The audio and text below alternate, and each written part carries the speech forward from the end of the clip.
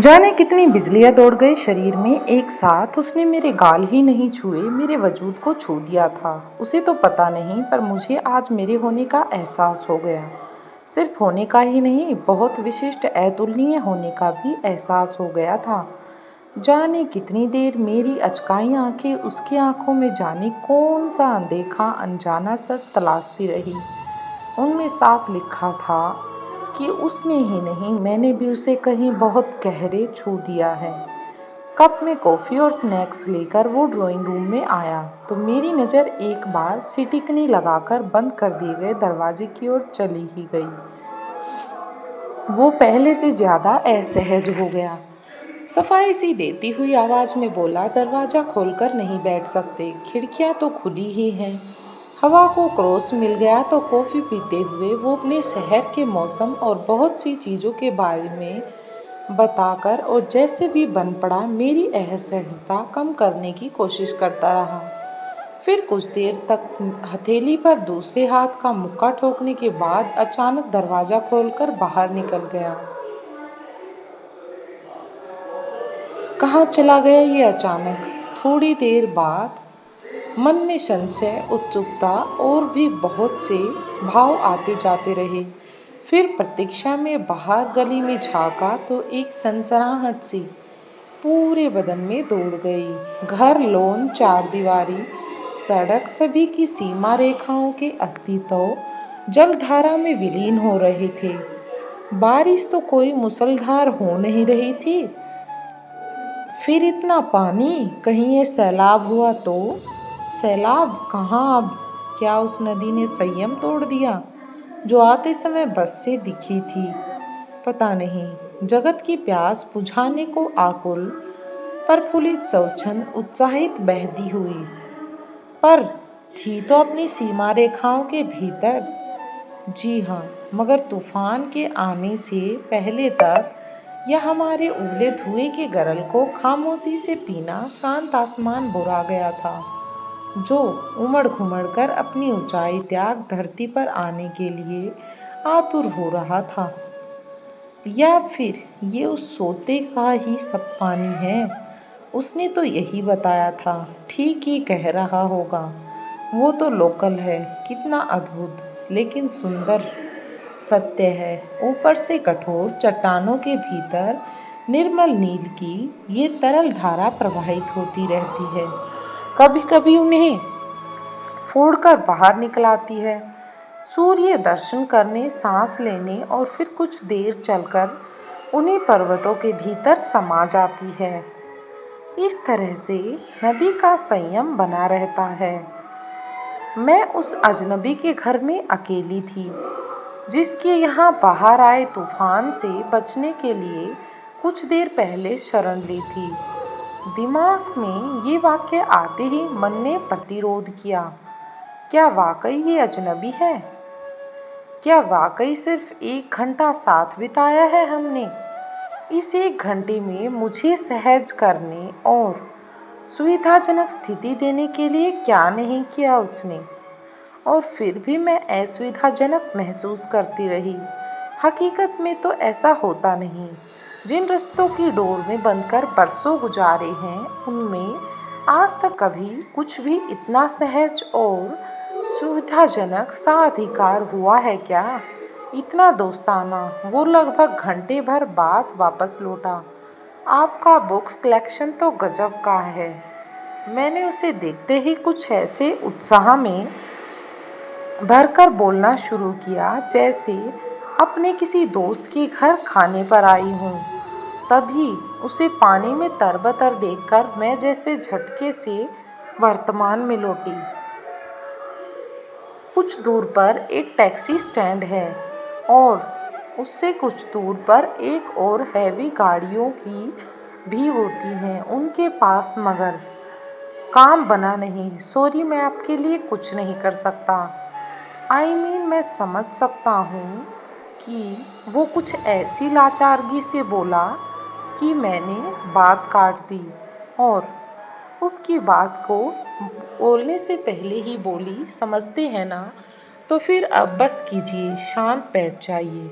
आप इस झंझावत में टैक्सी देखने गए थे, बताया भी नहीं। समझ में नहीं आता कि आप इतने तूफान में निकले क्यों? कुछ हो जाता तो? अब जाइए, पहले बदन सुखाकर कपड़े बदल लीजिए। मैंने उसे सिर से पांव तक भीगे हुए देखा और इतना सा अधिकार डांटा कि मुझे खुद अपने लहजे पर आश्चर्य हुआ कि आखिर मैंने इतना अधिकार कैसे दिखा दिया उस पर। और फिर वह अपने कपड़े बदलने के लिए चला गया। उसने कमरे में बनी लकड़ियां जलाने की जगह पर लकड़ियां जला दी। एक कंबल खुद लेकर एक मुझे देते हुए एक बार खामोश निगाहों से खुली खिड़कियों की ओर देखा, जैसे बंद करने की इजाज़त लेना चाहता हो और इजाज़त मिलने की उम्मीद बिल्कुल न हो। मैंने नजरें बचाकर पुस्तक में गाड़ दी। मेरी नजरें पुस्तक पर थी, पर उसके चेहरे पर आई मुस्कान मैं महसूस कर पा रही थी, जिसमें लिखा था, इससे क्या होगा, तुम्हें इससे राहत मिलती है, यही सही है। वो एक फर वाला मोटा शॉल और ले आया और मेरी ओर बढ़ाते हुए कहा, इसे कान से ओढ़ लीजिए, नहीं तो ठंड लगेगी। लेकिन मैंने कंबल पैरों पर डालकर कहा, बस इतना ही काफ़ी है, मुझे इतने में ही सही लगेगा। आप यहाँ इस पर्यटन स्थल पर अकेले कैसे? पूछना उसका हक बनता था, पर वो एक बार फिर प्रश्न करने के लिए शब्द ढूंढने लगा और मैं एक बार फिर खुद में सिमटने के लिए, सोचने के लिए उन प्रश्नों के क्या जवाब देने हैं, इस संशय में सोचने लगी, जो सभ्यतावश उसने पूछे नहीं, मगर उसके चेहरे पर छपे जरूर थे। आप फिक्र न करें, जैसे ही मौसम इतना सुधरेगा कि मेरी छोटी सी कार के चलने का योग्य इंतजाम हो जाएगा, मैं आपको आपके होटल छोड़ाऊंगा।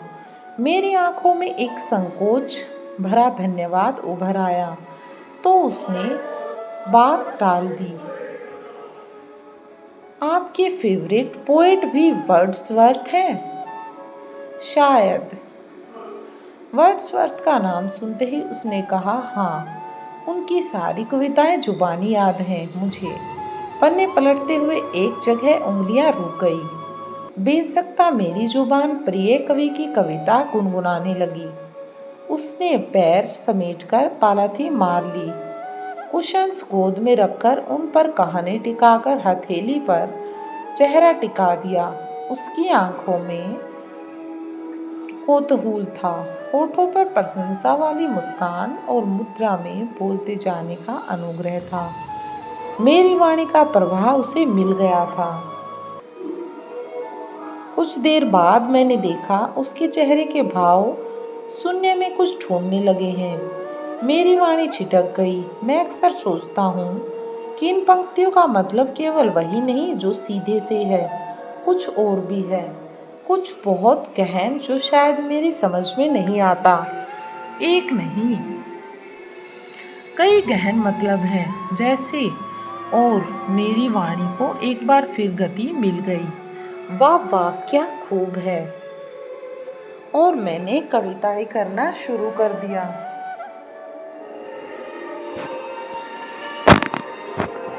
वैसे तो बीच बीच में उसके उत्साहित वाक्य मेरे उत्साह बढ़ा रहे थे, पर अंत में वो कूद पड़ा। यही तो मुझे लगता था कि कुछ तो है जो मेरी समझ में नहीं आ रहा। अपने इसे इतने सुंदर शब्दों में बताया कि कैसे धन्यवाद करूं।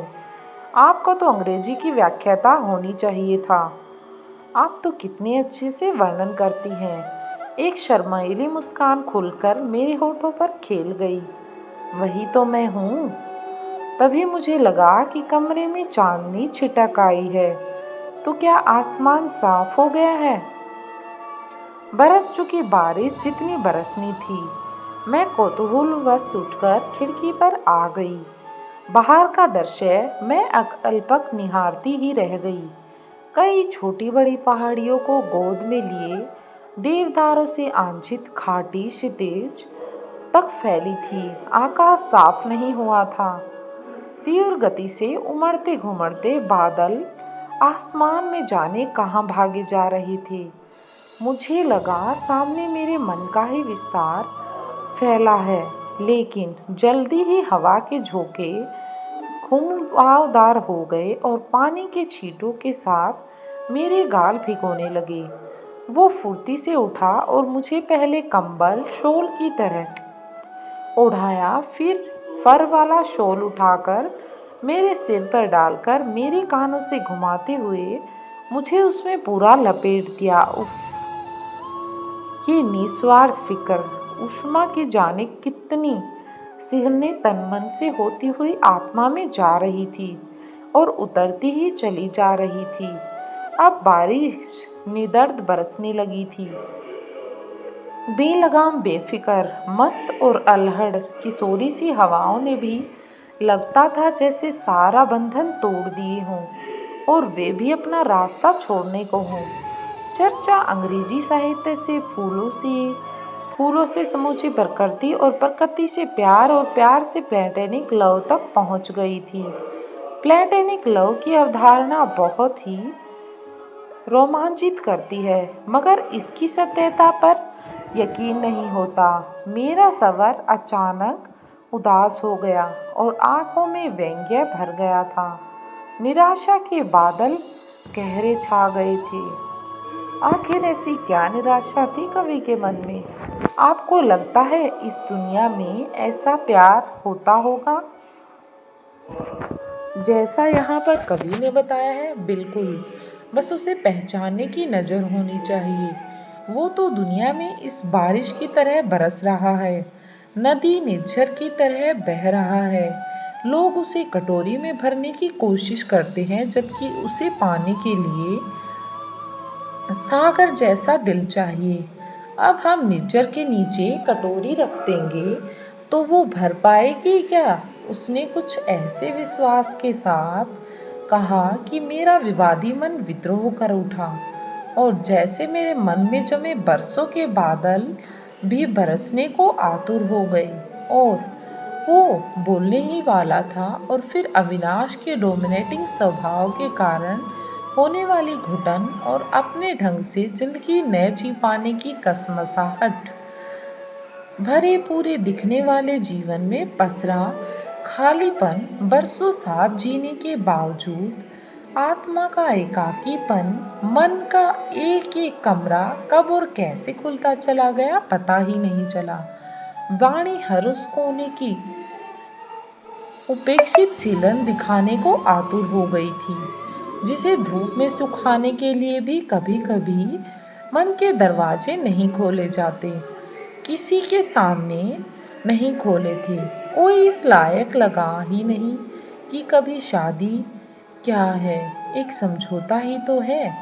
एक जीवन का अधूरापन दूसरे जीवन के अधूरेपन के साथ समझदार समझौता कर लेता है और सोचता है कि प्यार पनप जाएगा, लेकिन नहीं, जो जुड़ता नहीं वो हमेशा दूसरों का उपयोग करने को तत्पर रहता है और जो टूटने से बचना चाहता है वो खुद को दूसरे के हिसाब से ढालता चला जाता है और जिंदगी इस खुशफहमी में गुजर जाती है कि मुकम्मल जहाँ तो किसी को नहीं मिलता, इसलिए जो मिला है वही सही है। अचानक बौछार के साथ कुछ बर्फ के टुकड़े आए और मेरे गालों और बालों की लटों पर अटक गई तो मेरी जैसे तंद्रा सी भंग हुई और मैंने अचकाकर खिड़की से बाहर निगाह हटाकर खुद को देखा। मेरा हाथ शॉल और कंबल से बंधे हुए थे। तभी मेरी निगाह उसकी ओर गई। उसके चेहरे पर वही मुस्कान और बोलते जाने का अनुग्रह सा दिखाई दिया और वो मेरी ओर हाथ बढ़ा रहा था। तब अचानक ध्यान आया कि मैं खुद से नहीं उससे बातें कर रही हूँ। मैं भूल गई थी कि मुझे हाथ बाहर निकालकर चेहरे से बर्फ पोंछनी है। मैं कहाँ हूँ, किससे बातें कर रही हूँ, कितना कुछ बोल गई हूँ, ये क्या हो गया है? मुझे चेहरे पर तीव्र गति से भागते बादलों की तरह जाने कितने भाव अदली बदली हो गए थे। मेरी आंखों में दो मोटी बूंदें छलक पड़ी। उफ, इतनी ठुठुरदार ठंड में ये कौन सी तपिश थी जिसने मेरे हृदय में जमी पीर को वाष्पित कर दिया था। बाहर के तूफान से बचने के लिए ये कौन सा तूफान मैंने अपने मन में ले लिया था। शायद मेरे भाव मेरे चेहरे पर पढ़ लिए थे उसने, और फिर जैसे मेरी असहजता को सहजता में बदलने की कोशिश करने लगा, तो उसने खामोश प्रतिबद्धता आपकी विस्तारित आंखों में उसकी पहली बूंद सा तारलते है। स्नेहगत होठों पर दुनिया की सबसे सुंदर मुस्कान, चेहरे पर बालपन सी कौतूहल भरी मासूमियत और पूरे व्यक्तित्व में उन्मुक्त पंछियों सी सहजता है। बिल्कुल वर्ड्सवर्थ की नायिका की तरह प्यारी सी, सहज, सरल, निर्भय, निर्दय और निश्चल। आपसे मिलने से पहले मैं भी कई समीक्षकों की तरह यही सोचता था कि वर्ड्सवर्थ की प्रेयसी या नायिका वास्तविकता न होकर सिर्फ उनकी कल्पना थी। मगर आपको देखा तो यकीन आ गया कि कोरी कल्पना नहीं है, वो सम्मोहक सौंदर्य है, एक प्यार है। और मेरा मानना था कि आपके शरीर का ये सौंदर्य आपके खूबसूरत मन का ही प्रतिबिंब है। जी, मैं तो आता है कि आपको छूकर देख लूं, आप हैं भी या नहीं। उसने अपनी इस सम्मोहक मुस्कान के साथ एकटक मुझे देखते हुए 2 कदम आगे बढ़ाकर उंगलियों के पिछले हिस्से पर मेरा स्कार्फ पकड़कर उससे ही बहुत हौले से मेरे गालों और बालों को बर्फ से पोंछ दिया। जाने कितनी बिजलियां दौड़ गई मेरे शरीर में एक साथ। उसने मेरे गाल ही नहीं छुए, मेरे वजूद को छुआ दिया था उसने तो पता नहीं, पर मुझे आज मेरे होने का एहसास हो गया था। सिर्फ होने का ही नहीं, बहुत विशिष्ट एहसास हो गया था, अतुलनीय होने का एहसास हो गया था। जाने कितनी देर मेरी अचकाई आंखें उसी को देखती रही और एक अनदेखी सी चाहत उसकी आंखों में तलाशती रही। उनमें साफ लिखा था कि उसने ही नहीं, मैंने भी उसे छू लिया है। स्टोरी अच्छी लगी हो तो कमेंट करके ज़रूर बताएं।